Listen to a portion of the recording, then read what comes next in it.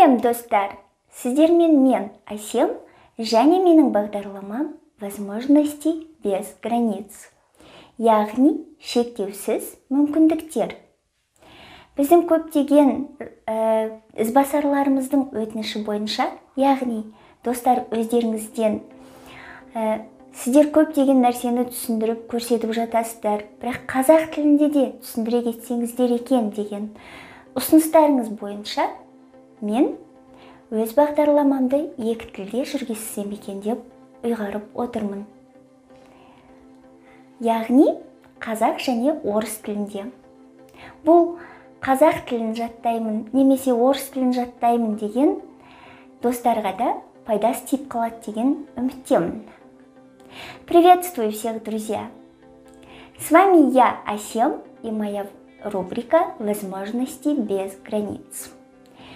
Сегодня у меня экспериментальный выпуск. Я хочу провести свою рубрику на 2 языках. Думаю, это будет полезно для тех, кто хочет выучить или закрепить казахский или же наоборот русский. Давайте приступим. По просьбе одного нашего подписчика, если помните, в прошлом выпуске в комментариях вы попросили сделать салат. Так вот, я выбрала салат радуга. Бүгін мен радуга салатын, яғни радуга қазақ тілінде кемпірқосақ, кемпірқосақ салатын жасасам деп отырмын. Для этого нам понадобятся помидоры қазақ тілінде қызғанақтар, огурец, қияр, крабовые палочки, краб таяқшалары, копченая колбаса, тұздалған шұжық, консервированная кукуруза, қалбырдағы жүгерілер или жүгері, майонез, сухарики, кептірілген нан.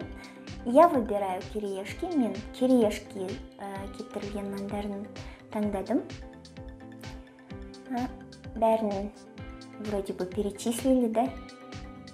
Ондайский сет. Давайте приступим. Давайте начнем с колбасы. Надо почистить колбасу. Бірінші шұжықтан бастайық. Шұжықтың қабын ашуымыз керек.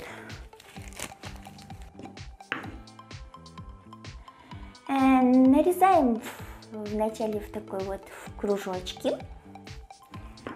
Надо домалақ турап аламыз. Затем нарезаем вот так вот в полоску. И вот так вот получается, мы нарезаем в кубик. Домалақ қылып турап аламыз дағы. Ортасынан кішкене қолымызбен өлшеп отырып, ұзын-ұзын қылып тураймыз. Содан кейін екі бұлай бұрып аламыз да, ақырындап жаңағы ұзын-ұзын таяқшалар сияқты полоска турадық қой, соны енді 4 бұрышты қылып тураймыз. Мынандай 4 бұрышты болып шығады, яғни вот в такие кубики нарезаем, да?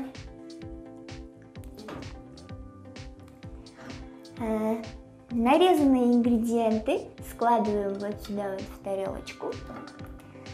Тарелка, қазақша тарелке, да, яғни тураған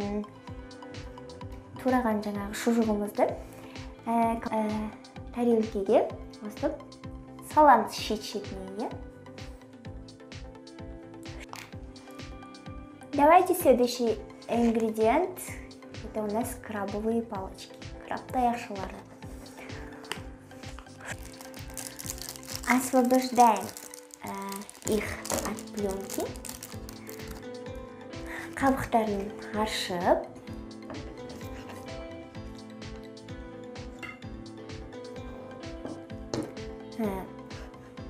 Нандай ұзын-ұзын полоска қылып турап аламыз дағы. Содан кейін жаңағыдай 4 бұрышты қылып тураймыз. Нарезаем в полосочку, затем в кубик. Туралған крабтай ақшаларын жаңағы шұжықтың қасына тарелкенің шетіне жайғастырамыз.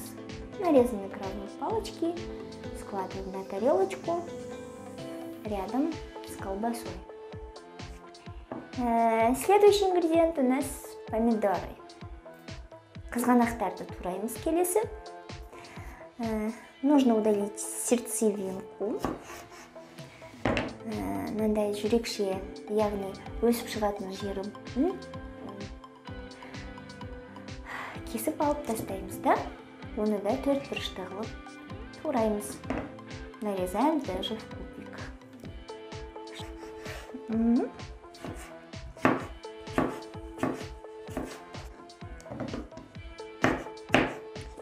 И тоже на тарелочку. Давайте возьмемся за огурец. Қиярды турайық. Опять-таки вот в такой кружок, в такую полоску и также в кубик. Домалақтап турап алып, ұзын-ұзын қылып турап, одан кейін 4 бұрышты қылып тураймыз. Также на тарелочку. Насыпаем кириешки. Кептірілген нанды саламыз шетіне. Так, сливаем аккуратно воду с кукурузой.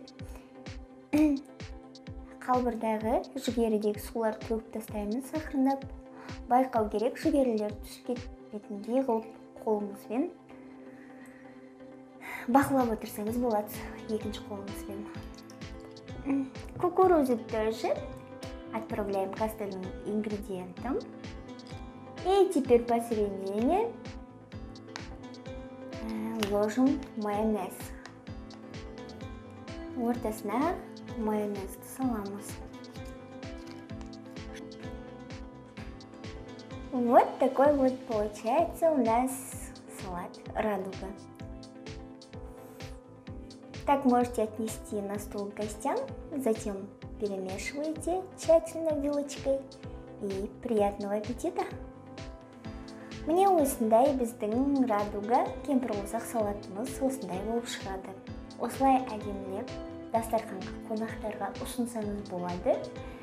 Дастархан басына отырған кезде шанышқымен әдемілеп араластырамыз. Астарыңыз дәмді болсын, достар, сіздерге ұнады деп үміттенемін. Мен сіздермен қоштаспаймын. Келесі жұмаға дейін аманда сау болыңыздар. Лайк басып, пікір қалдырып, біздің арнаға жазылуды ұмытпағайсыздар. Ну все, друзья, всем приятного аппетита. Надеюсь, что вам понравился мой салат. Но я с вами не прощаюсь до следующей пятницы.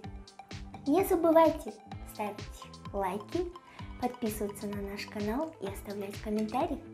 Всем пока!